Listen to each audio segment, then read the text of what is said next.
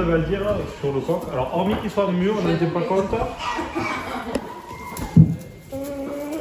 Au niveau du coloris, du blanc, ça doit être blanc et uniquement blanc, d'accord? Il n'a pas pris le bon shampoing.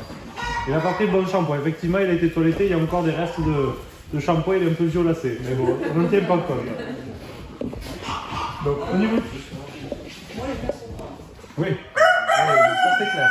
Honnêtement, il n'y a rien à dire, ça. Sur le blanc, c'est la plus grande difficulté de les avoir bien blanc, propre, d'accord? Par contre, quand on utilise du shampoing violet comme ça en expo, si ça se voit comme ça, c'est pénalisé. Hein. D'accord? Ouais, voilà. Donc, hyper important, sur le blanc, on cherche aucun reflet jaune, dans l'idéal. Chez le coq, il peut y en avoir un petit peu, ça reste toléré. Et après, du blanc, rien à dire, c'est blanc quoi.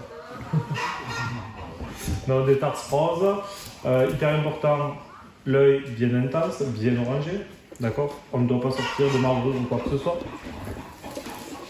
Donc effectivement, il y a une crête qui est quand même très forte. Hein. Ça, en expo, c'est trop. Hein. Ça va être pénalisé aujourd'hui. Hein. D'accord? Après, ça va rien dire s'il a fait très chaud cet été. La crête, c'est ce qui permet de les rafraîchir aussi. Donc c'est normal que les crêtes cet été aient poussé. On le sait déjà, en expo cette année, on risque d'avoir des crêtes plus fortes que d'habitude. Hein. Donc à surveiller quand même.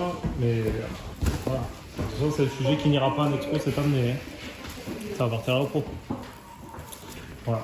Non, au contraire, les questions sont bien découpées, ils sont bien réguliers, plus larges à la base, il n'y a rien à dire quoi. Voilà. Si on veut mettre un peu à l'instant T, on dirait crête un peu moins grosse, c'est tout. Ouais. Et c'est vraiment. Blanc, ça va, parce que les blancs, c'est drôle, ils ont toujours des crêtes, c'est juste très grand. Ah non, c'est sûr. Après, la seule chose que j'ai à souligner sur ce sujet-là, il faut quand même surveiller, regarder les tarses. Les deux tarses sont bien empilées.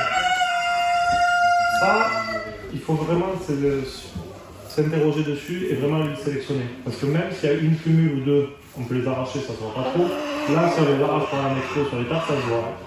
Niveau type, qu'est-ce que vous en pensez de cette poudre? On l'a pas jugé tout à l'heure. Hein? Elle est pas mal? Elle est pas mal du tout? Alors, la crête, elle a dû reproduire déjà, elle s'est fait attraper la crête par le coq un petit peu, non? Non? Voilà. Alors, du coup, elle n'a pas une crête excellente hein, pour le coup. Hein. Elle a l'avant-crête qui n'est pas découpée, qui est très long, et des crétillons qui ne sont pas du tout réguliers. D'accord? Elle se fait peut-être casser ou quelque chose, hein. Ça arrive. Là, en expo, par contre, je mets mauvaise découpe d'avant de crête. D'accord? Et même le crétillon irrégulier. Elle est bien typée. Le juge sur le carton, il va te marquer plus de volume.